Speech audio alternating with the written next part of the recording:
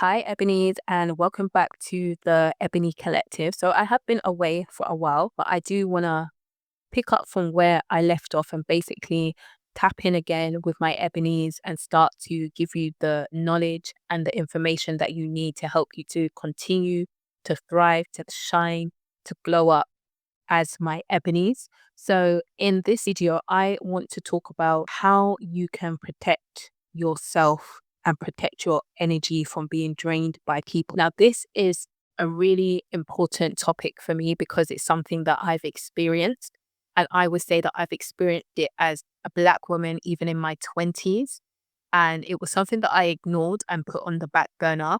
And now that I'm in my late 30s, it's something that I'm ready to talk about because I feel like this is a classic thing that a lot of Black women go through. And we tend to associate ourselves with friends, with other females who potentially are going to drain your energy. And you have to think about it. How was you, and not even just females, but even in relationships. So I'm talking about any type of friendship, any type of relationship that involves you giving your energy to someone else and them also giving you their energy. So it's like an equal exchange of energy that you think at the time is equal, but it actually isn't an equal exchange of energy because that person is actually taking away something from yourself. So this actually happened to me, I would say, a lot in my 20s. And I wouldn't say that I was necessarily the woman that would go and try to be friends with everyone. I was also and always very cautious of who I would give my time to. What I would say is that if you made it into my circle, I still picked up on behaviors and I still picked up on things from friends, from relationships where I would feel like this person is literally draining my energy. I could be around someone and be full of energy before I've met them. And then after that interaction, whether it was an hour, whether it was 30 minutes on the phone, an hour together, face to face, a few hours with that person, or even longer conversations on the phone, I would always come off feeling drained. And no disrespect to that person, but it's almost like I'm on a higher energy. They come and talk about whatever issue, whatever problem they're going through. Suddenly, that energy has transferred over to me. And then I've ended that conversation or interaction feeling completely tired, drained. My thoughts are now scattered. I no longer feel aligned. And that is a classic example of when you are being drained. So you could be in a friendship that is not necessarily toxic, but it's a friendship which is draining. And those are classic signs. If you have a friendship where you always feel fatigued, you feel tired out of that interaction, where you feel misaligned, like something just doesn't feel right within yourself, then you know that potentially this could be a friendship that is draining you. And what I want people to understand is that that is not normal. That is not something that you should have to go through each and every time you have an interaction with someone who potentially you actually like as a person. Let's not get it twisted. These are people that you've chosen to have around you. There has to be some type of common ground. There has to be something that you all have in common that you both like about each other. But what I would say is that sometimes people can pick up on people who are high energy. And if you are a high energy woman, a high energy female, and that doesn't mean that you're hyperactive. It just means that you're very confident. You're quite centered in yourself. You're a go-getter. You know where you're going. You've got ambition. People can pick up on that energy and they want to be around that. People always want to be around people who seem like they are going somewhere. People who seem like actually that person's got something about them that they're probably or most likely, if not already, are successful or are going to be very successful.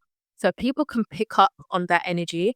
And of course, it's attractive. People want to be around that type of energy, but you have to know your limits. You have to know when you are giving too much of yourself to other people spiritually and emotionally.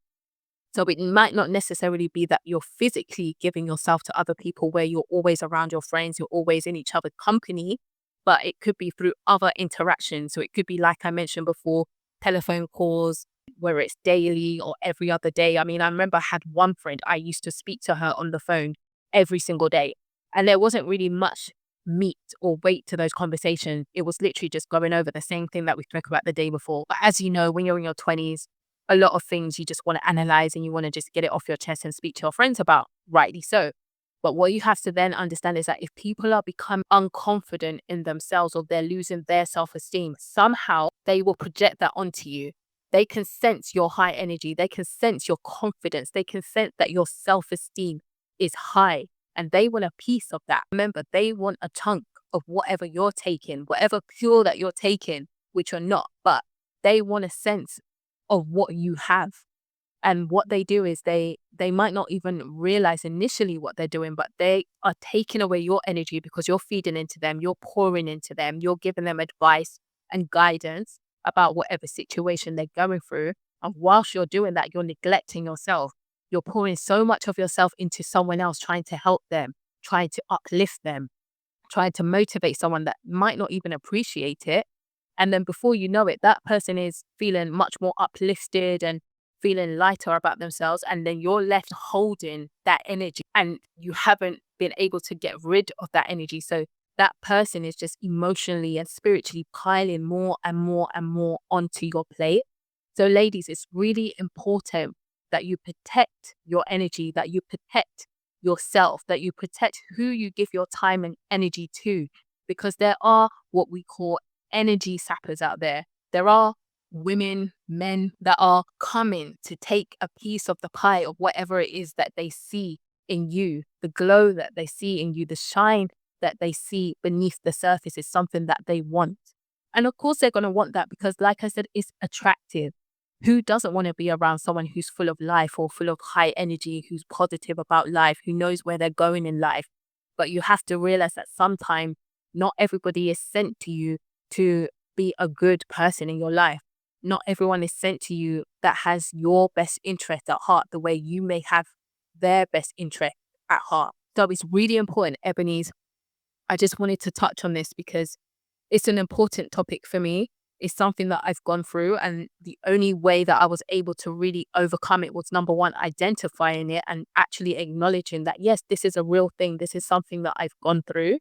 And then obviously taking physical steps to bring my energy back up, because you can't get through life each and every single day feeling fatigued, feeling tired, feeling down, even sometimes potentially getting depressed or suffering with anxiety. You can't go through life like that. That is not a life to live. You have so much more to give to yourself and to your life. So it's all about taking those steps to bring your energy back up. Get rid of that tiredness. No longer feel drained. Don't feel unmotivated about things. But how do you get yourself out of that rut? Because potentially it's a rut that I was in. And what I can say to you ladies is that you need to start taking care of yourself. So if you're feeling exhausted after certain conversations, if you're constantly overthinking or replaying discussions, arguments, even if you're replaying those over and over, if you feel like your mood is shifting, so 1 minute you're okay and then you go down and then you're back to okay. If you're feeling like your self-esteem is going low, that you're starting to feel worthless, these are things that I can actually say to you, it's probably a result of your energy being drained. And it might not even just be about friendships or relationships. It could be a combination of things altogether. And this is really important for Black women to understand, because I feel like a lot of Black women I know do tend to take on more and they need to, but it's almost like a thing of they've always been like that, or it's something that's ingrained in them from their family where they feel like, no, they have to do more and more and more. And that results in burnout. That results in you not only working a job and pouring so much into your job, but then you're pouring so much into your friendships and then pouring so much into your man. What's left for you? Where do you give the time for you to just rest? And it's really important to bring back your energy, to realign yourself, to bring back your aura, because that's what it's all about. So how can we resolve this? Now, the first one is obvious. It's about taking care of yourself. It's about the self-care side of things. So it's about physically taking those steps to make sure you are intentional, actually. It's about being intentional about bringing in self-care and prioritizing that, whatever that means to you. Prioritize your self-care. If that's a facial, if that's a hot bath with salt in it, where you can just relax and unwind, if it's going to the gym, if it's pouring into yourself, spending time to get your hair done, your nails done, so be it. Whatever floats your boat. There's no right or wrong here, but it's whatever is for you in terms of self-care that you normally do, that you like to do. That is important. One of the other things is you can, now this might seem a bit harsh, but sometimes you have to cut calls with people. You have to release people. So it doesn't necessarily mean that you just cut people off straight away. But what it could mean is that you decrease the time and energy that you're giving to that person. So rather than speaking to someone every single day, for example, you might decide, okay, I'm going to speak to this person every couple of days, every 3 days, I will touch base with this person. They're my friend. I don't want to lose the friendship, but at the same time, I do need to step back and really focus on me. So it's about cutting the cords, not being so entwined with that person, checking in with them, having conversations every few days rather than daily or every 2 or 3 hours. You don't need to do that if you're pouring into yourself. So cut those cords. And if you really feel like it's a toxic friendship or a toxic relationship, cut that person off completely. I know that sounds harsh, but it's necessary. Sometimes people are just going to continue to drain your energy and they are not apologetic about it. They even know what they're doing and they're happy to continue to do that because they know that you're not setting those boundaries. So sometimes cutting cord is the only way for you to be able to reclaim your energy because you are now setting boundaries with people around you and they won't take your boundaries for granted. Yes, they will try to poke your boundaries, but if you can stand firm in your boundaries, then essentially you are reclaiming your power. So reclaim back your power, reclaim back your energy, cut the cords if you need to, and don't feel bad about it. Another one, what I would say is just stay firm in yourself because when you're cutting cords with people or if you're trying to reduce much contact that you've had with people, sometimes you will question that. So it's really about you shifting your mindset, shifting your thoughts and acknowledging that actually you're doing it for a particular reason. What you are doing is right. And it's not to say you're trying to isolate yourself from the world, but you are setting boundaries. So have some type of affirmations that you can say to yourself that can reaffirm the decisions that you're making and to keep you on path of those decisions is really important. So reclaim that through affirmations, through prayer, if that's what you want to do. Call your energy back. So an affirmation you could say is, I call my energy back from every person, place, and situation that no longer serves me. So that could just be an affirmation that you say to yourself over and over for a few minutes per day in the morning, 5 minutes per day, 10 minutes per day. It's up to you. There's no rules around it. But it's just about helping you to reclaim your energy and helping you to stick to any decisions that you make whilst you're on this path of releasing energies around you. And really, sometimes it's going to bring up feelings. People don't like to be cut off. Let's be honest. Friends don't want to be cut off. Men don't want to be cut off. They always want to hold the power. So you have to be prepared for the backlash of that. You have to be prepared for the feelings that may come up from those decisions, which is why I really do stand firm on making sure you say your affirmations, speak to yourself, speak positive to yourself so that you can continue to have a steady confidence flowing through you so that your self-esteem is not affected whilst this shift is happening. Another one that I would say, ladies, my ebonies, is just make sure that you're really acknowledging who potentially are the people that can be draining your energy, because it's not necessarily going to be everyone around you. I guarantee you that you'll be able to recognize at least 1 to 3 people around you who you can say, well, actually, yeah, this person definitely is draining my energy. If it's going to be a complete cutoff, you're going to have to be prepared for that backlash of people, because people always want to know why you don't want to speak to them anymore. People always want to know, why have you withdrawn from me?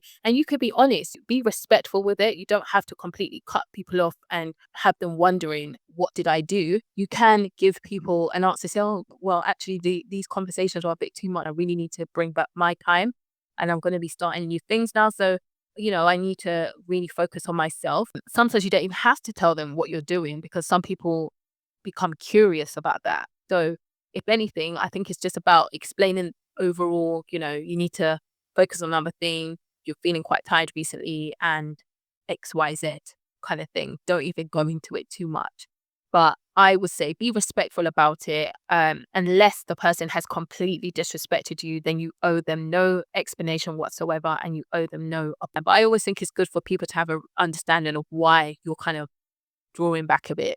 And maybe that will help them to also reassess how they've been acting and maybe help them to recognize, well, actually, yeah, I have been pouring a lot into this person, pouring a lot of my stuff onto this person. And it might make them wake up to think, well, actually, they need to find a different way of being able to outpour themselves onto other people. So this is for your benefit. And this can also be for the benefit of the person that you feel is draining you, or people that are draining you. It can help them to reassess where their energy is going to. And actually, if they need additional help or support with that, they need to go and find that in a different way. But you can't be their everything each and every single day, because ladies, like Ebony's, your energy is just going to completely get drained to the point that you will have nothing left to give. And I'm sure a lot of you will have jobs, you've got responsibilities, you might be parent, you've got other things going for yourself. You cannot afford for your energy to be taken away by anybody else. I don't care what anyone says.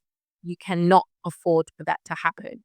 So rather than get to that point of burnout, this is about helping you to start thinking about how you can reclaim back your energy so that you are no longer feeling drained.